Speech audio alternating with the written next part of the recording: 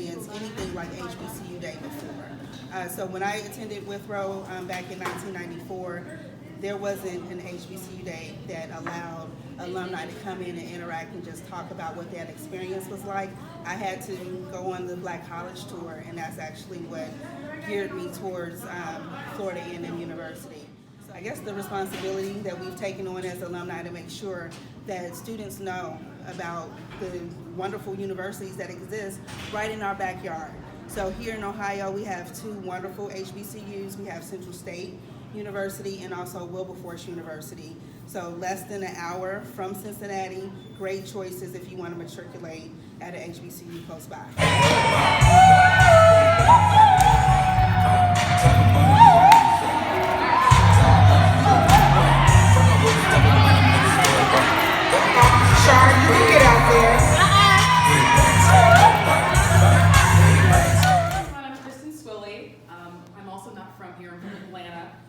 High school out there.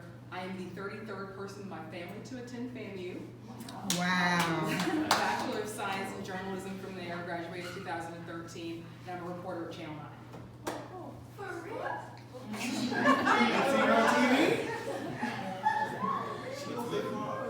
All right, I'm Dr. David Starbo. I'm actually from Cincinnati. I grew up in Madisonville. But I went to Walnut Hills up through the 10th grade before we moved to Florida. So I graduated high school in Florida. Graduated from Florida A&M University in 1993 with a degree in civil engineering. And currently I work for the Air Force Research Laboratory just up the street in Dayton, Ohio, as an engineer, basically.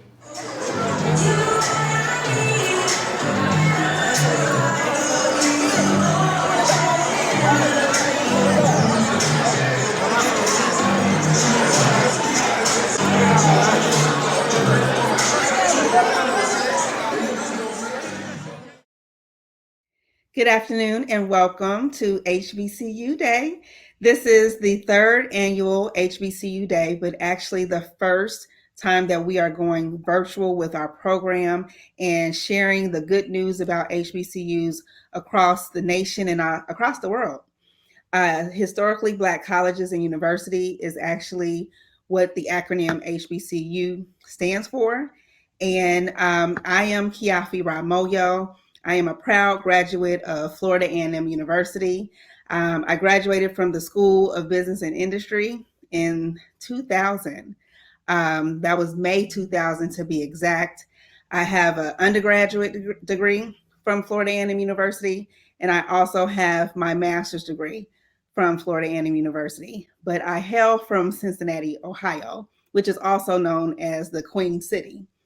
We are here today with Nyemah Starks and her family. Nyemah is a graduate of Kentucky State University, and she is also the president of the local, well, I don't want to say local, she'll have to introduce specifically her title, but she has been one of the lead alumni from Kentucky State in the greater Cincinnati area since I've been engaged as an adult. And I've been very impressed with all of that, the spirit and the energy that comes from that community. And it goes deeper than just her attending that university. She has generations of family members that have attended that university. And so we are excited to introduce a few of them with us today. We have Rosita, who is a graduate of Hampton University. And then we also have Aunt Hetty, who is a graduate of Tuskegee University. Hampton University, I must say, was my first choice. It was my first choice when I considered going to an HBCU. However, after going on not one, but two Black college tours, it really opened my eyes to universities in the South, and that the number one university in the South is Florida A&M University. And that is what changed my view about what schools I would matriculate to after graduating from Withrow High School in Cincinnati, Ohio. So Hampton University actually has a wonderful business school, and that is what attracted me to the school in the first place, was the fact that they have a very strong business school. They have a very strong reputation for their business school, and that is what superseded my decision-making process. But yet again, until I went on a Black college tour and went to Florida A&M University to learn and discover the School of Business and Industry, which is actually a premier school that can be compared not just to other HBCUs, but other schools throughout the nation and globally. And so we'll hear more about the School of Business and Industry and the international education that is available for students that attend the School of Business and Industry at FAMU. One of the perks in 2020 is that you actually can get a passport your freshman year at FAMU just by being a student of FAMU, and then being a student and a business student at the same time. It's just really opens up a door and window and home and all kinds of opportunities to our students, and also our graduates, our alumni, the faculty. There's so many layers to that, but of course we'll get into all of that in a bit. But first, we will go ahead and bring on Ms. Nyemah. Looks like Nyemah is ready to go with the whole family. So we'll bring on Nyemah first, and then we'll allow her to introduce her family. Hey, Nyemah. Hey. I will just go ahead. I've already kind of introduced you a little bit, but Okay. I'll let you introduce yourself. Tell us a little bit about why you chose to attend Kentucky State University, and what were some of the memorable moments for you while attending KSU. Okay. Hello, I'm Nyemah Stark, currently the president of the local alumni chapter for Kentucky State University. Attending Kentucky State University was a last minute resort, to be honest. Originally, I intended to go to Hampton University, where, as you'll see later on, my aunt Rosita went to, as well as another historical piece with my grandfather there. My parents thought it was too far, and we didn't have enough money for me to actually attend and go back and forth. So I had to look for another resort. So a friend of ours, family, was attending Kentucky State University and mentioned the school and how close it was, and it was a good school. I had never heard of it, but I told them, hey, whatever, I don't care. I just need to get out of here. I just wanted to get away. And so basically my first day on campus was when I actually was coming in to stay. I was going to the dorm. That was my first time looking at the campus, being on campus. And I was a little hesitant, wasn't sure what to do with that. But once I got there, I started seeing familiar faces from Cincinnati. Those I graduated with in high school, those I grew up with, didn't know that they were there, and it felt like home automatically. So it went from not knowing much about it to being very comfortable, being a very intimate, family-oriented atmosphere. And from there, I didn't look back. I stayed there. What year did you come in? What year did you graduate? What did you major in? Tell Okay. us about any clubs or organizations that you were involved in while you were there. Okay. I got busy once I got in there. I got started in right after school, high school in '92. So fall of '92 is when I started there, and I got right into getting busy. I got into SGA as a senator from my freshman year all the way to my junior year. I stayed in SGA eventually and ended up being the secretary of the SGA at that time, which is Student Government Association, for those who are not aware of what SGA is. I was also part of Gospel Ensemble, so going into my faith roots, I had a great time with that. We had a wonderful time. We toured a lot, traveled a little bit, so I did that for about 2.5 years. And then I became invested into the campaigns of the Queens of Campus. So I helped with two um, uh, Kentucky State University campus queens during their campaigns, and of course they won. I don't want to put my thing on it because I was helping them, but we did a very honest campaign, and stood behind them because I believed in who they were. The first one was Alexia Ellis. She was queen for 95, 96, I believe. 94, 95, and then Kemba Cofield was for 95, 96 year.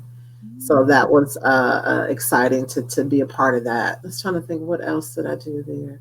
I really just got involved in a lot of that. So that kept me really busy, especially being an SGA. I got involved with a lot of the homecoming events and bringing the celebrities to campus, that kind of thing, and deciding on who we wanted to have there, and understanding budget, what money we had and what we could do. And what were y'all budgets? I'm just kind of interested to understand what was y'all rolling with because It wasn't a lot. the student activity fees is what probably what you had purview over. So was that in the thousands, millions, or what were y'all working with? Um, we had a pretty decent amount. At least I felt like at that time, maybe around 10,000, somewhere in there, which is Kidding me? not a lot to work with, huh? You said what? I'm like, I can't even. 10,000 what? Rupee? $10,000, I think, is what we were trying to budget for. But we had a lot of people that came through, and they were like, you know what? Don't worry about it. We'll do this, or we'll. They would just get. They was like donating their services. They were just like, look, we'll just come. It probably was more than that. I remember 10, like, that's not a lot, is it? And we did what we They could were do. doing shows for free. They was doing shows for some Right, some sandwiches. right. Just for the sake of helping our schools out. But there was probably some other money and things that we weren't privy to, that I was not aware of. I know that the There's president. other leaders. I know Rodney Harden is a leader. Well, he was a. I think he said he was a vice He was president. our SGA president for a little bit. Yes. Right.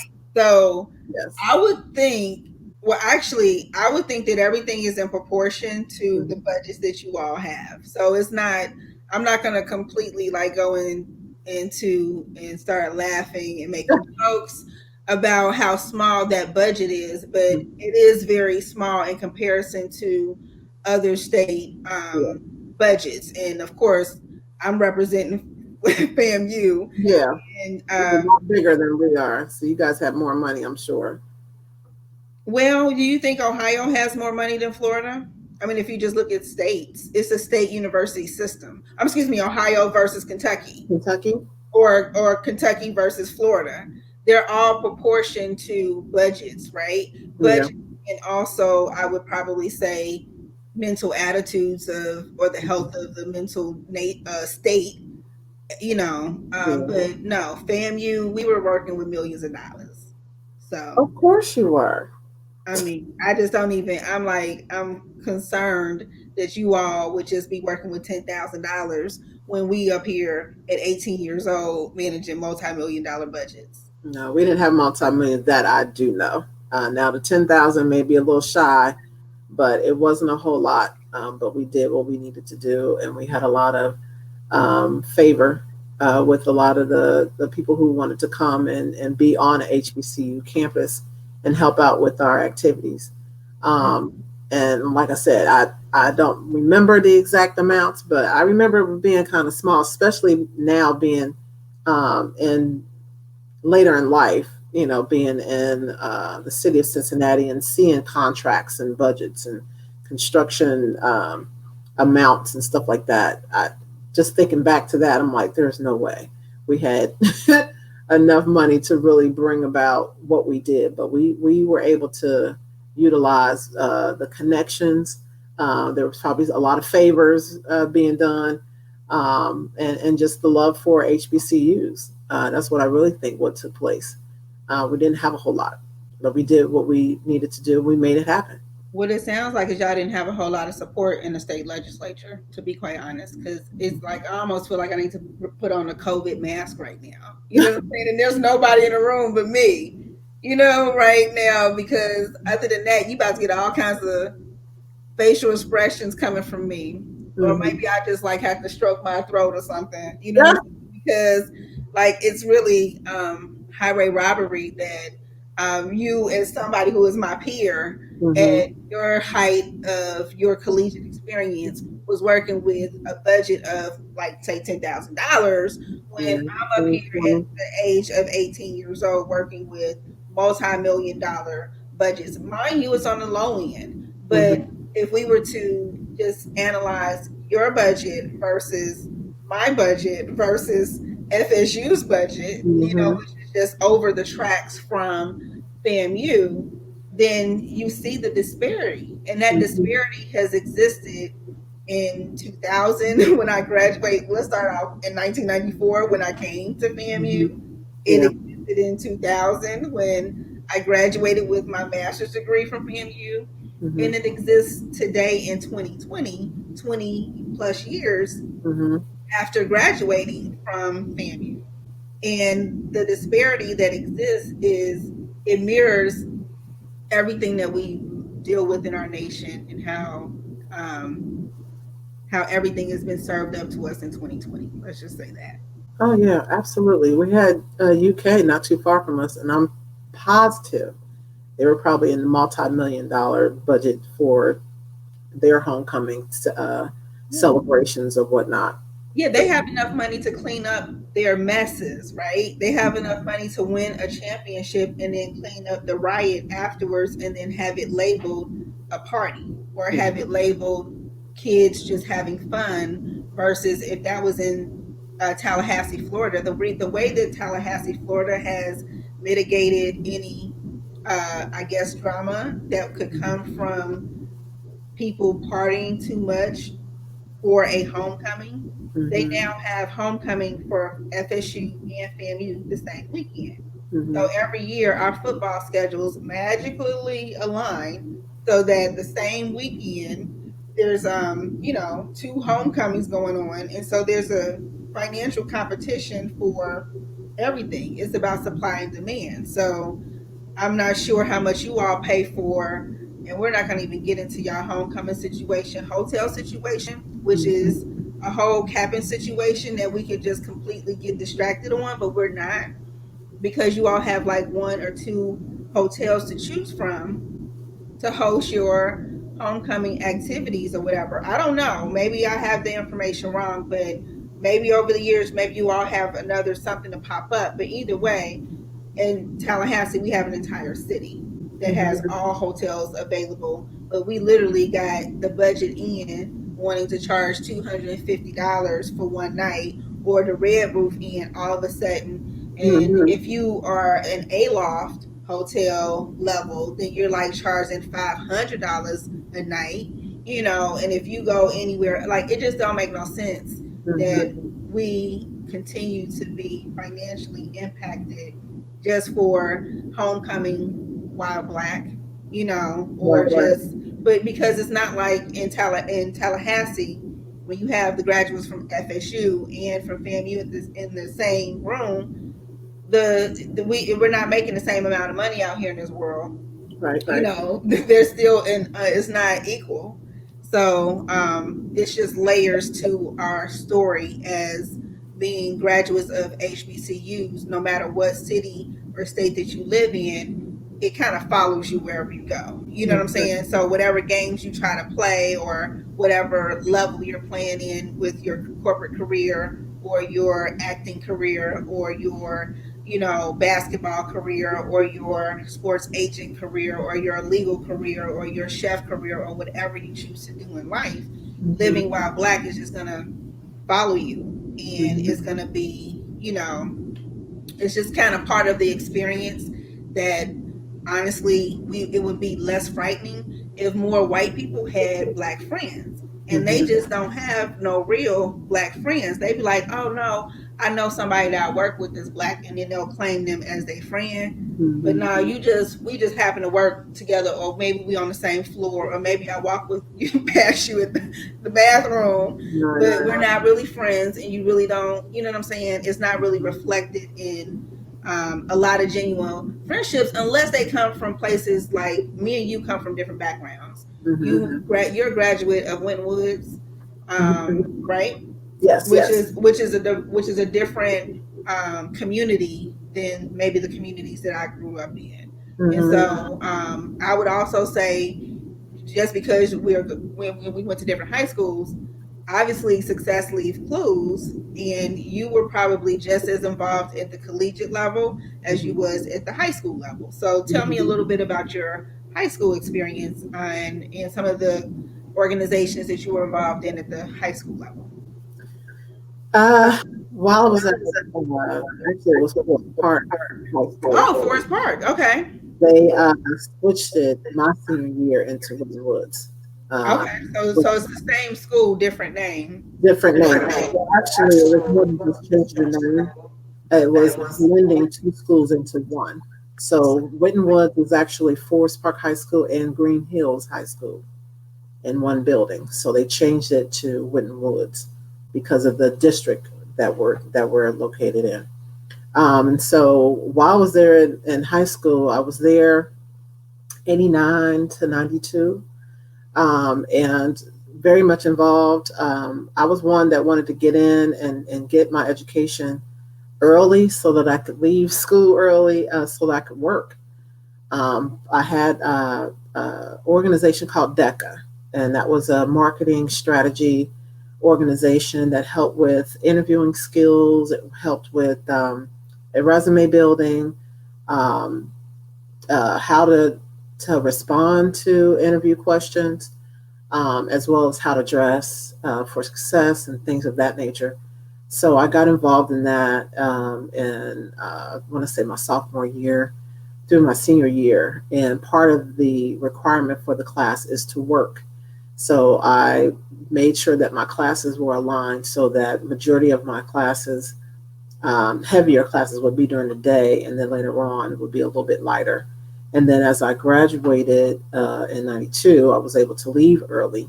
I was done with my high school day at noon, and I would go home, take a breather, a nap, or whatever, and then go into work on my homework later on that evening or after school. But I was also involved with the yearbook for a little bit, did some stuff with that, and then I was in band and concert choir. So I'm a music background lady, so I love music. Was in the band, marching band, probably my freshman year through junior year. And I think because of working, needing to work, I took a leave from the band so that I could leave and work after school. Um, but I was in band. I played flute. Was very serious about it. And actually, you'll see later on one of my aunts on here. It was a passed down flute from one of my aunts. She played flute in high school, and I basically picked it up and took it on. And then my sister took it on from me. So, but also was in the choir. It was like girls' chorale, all girls, and so I did that for a little bit as well. But I was also connected with a lot of the students at the school, in tune with the office. So I just made sure I was not just a student, but I took a little bit advantage of getting to know my teachers.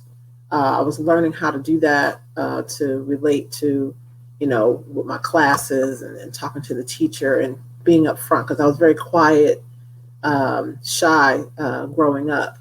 I may have talked and acted crazy with my family, but in school I was very quiet, kept to myself. But eventually I learned how to open up and talk and fend for myself. So that helped me when I got to college, and I really learned how to get my voice heard and stand up for myself and get the information that I needed because it was at the point where I was like, if you don't say nothing, you're not going to get the help you need. So you need to open your mouth and quit waiting for somebody else to do it for you. So that spilled over into my college experience as I continued there and eventually graduated in 96. I graduated with a business degree with a minor in marketing. And I did the 4 years, and I was out of there. My dad had one thing to say to me when he dropped me off. He told me, "Baby, don't forget what you're here for." And anytime other stuff was going on, and I had to do some homework, I was like, "Okay, let me make sure I get my homework done, or I won't be able to go to Freaknik. I need to study for this test or work on this paper or whatever the case is." So I made a lot of sacrifices where a lot of students was like, "Oh, we're going on, we're gonna party." I'm like, "No, I need to get this done because I need to get out of here on time." And that was one thing that from my family lineage, we basically, for the most part, graduated on time. I didn't want to be the one that was still sitting around playing around at school. So I was like, "No, I need to be out of here in 4 years. That's what the degree takes. That's what I'm going to do. And I'm getting out of here and I'm going to do it well." So Well, yeah.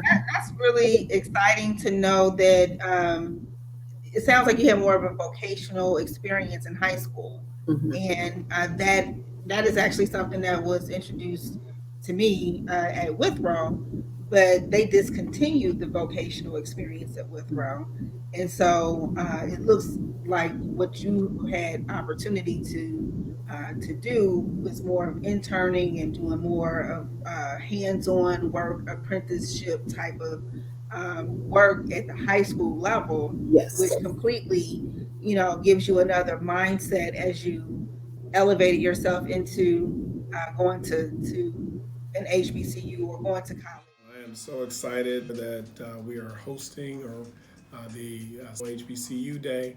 What a tremendous opportunity for our students to get an opportunity to see HBCUs live and up front, and seeing the representatives come to our school, not only meet them, but to get a clear and sound understanding of what it takes to get into an HBCU school. The pride that each and every school has as they come and represent their respective universities is invaluable to our students. It gives them hope. It gives them a reason to continue to come to school. And oftentimes a lot of our students are within their own neighborhoods or even not even going outside the city. And to be able to see a potential opportunity for them to get outside of their community, to go experience another location where they have the support, especially in going to college and universities of locations of people that look just like them. It's important to their confidence. It's important for their hope, and just even their own identity of knowing who and what they are.